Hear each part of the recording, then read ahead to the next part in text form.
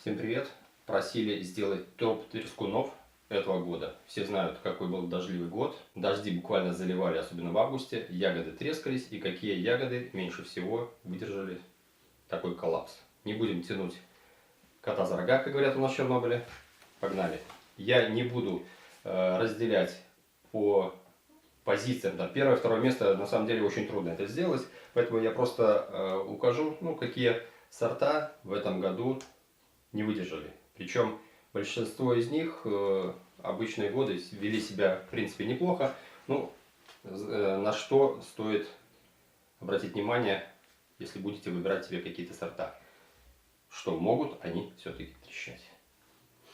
Эти результаты по треску, это я провел опрос среди своих друзей-виноградарей. Это общее мнение о этих сортах.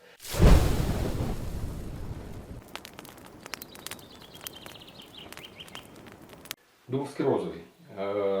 Перспективная была форма, для Беларуси она слабо испытанная, но у нас она как-то плоховатенько себя показывает. Особенно этот год показал, что Дубовский, наверное, не для нашего климата.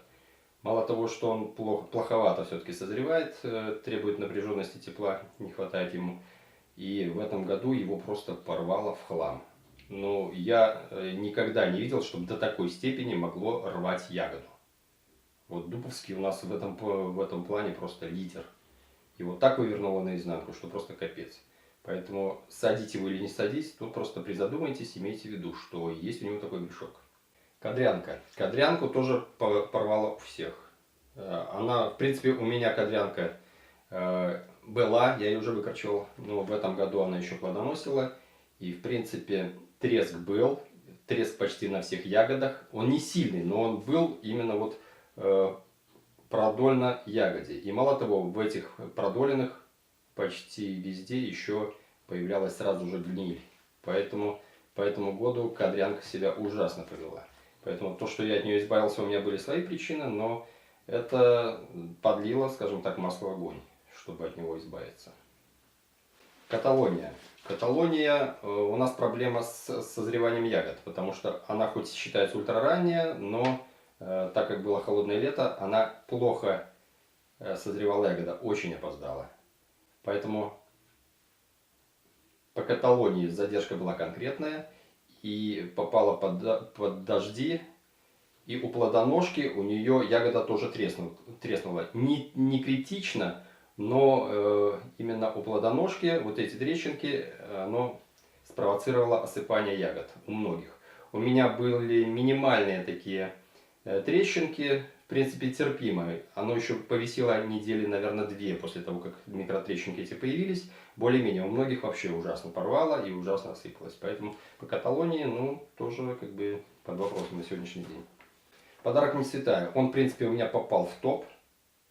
Но многие тоже заметили, что у него немного, буквально единичные случаи попадались, что ягода у него тоже не выдержала, треснула.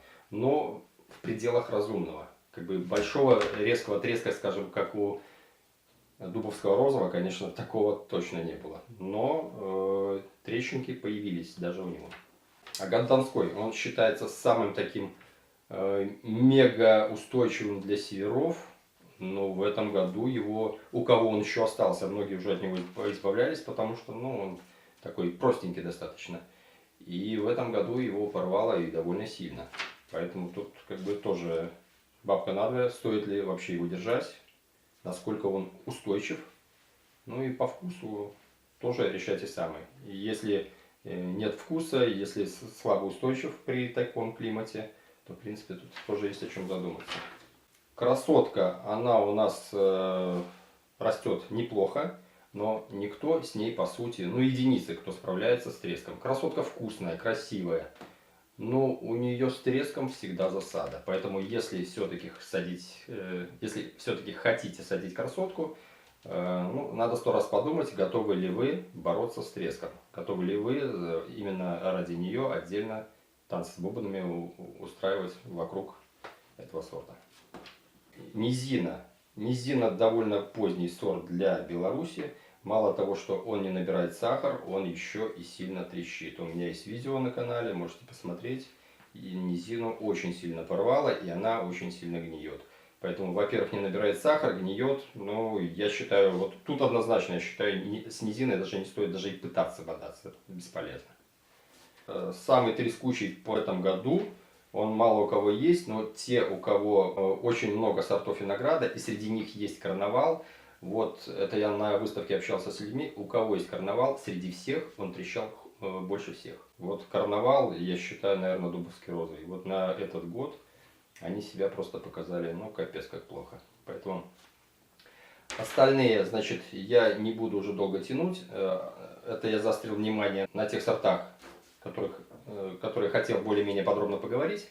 Но остальные я уже просто коллажем покажу, какие еще не устояли у нас отрезка в этом году. Поэтому, ну, смотрите. Это не значит, что их не стоит сажать, нет. Но просто на будущее вы просто будете знать, что от него ожидать.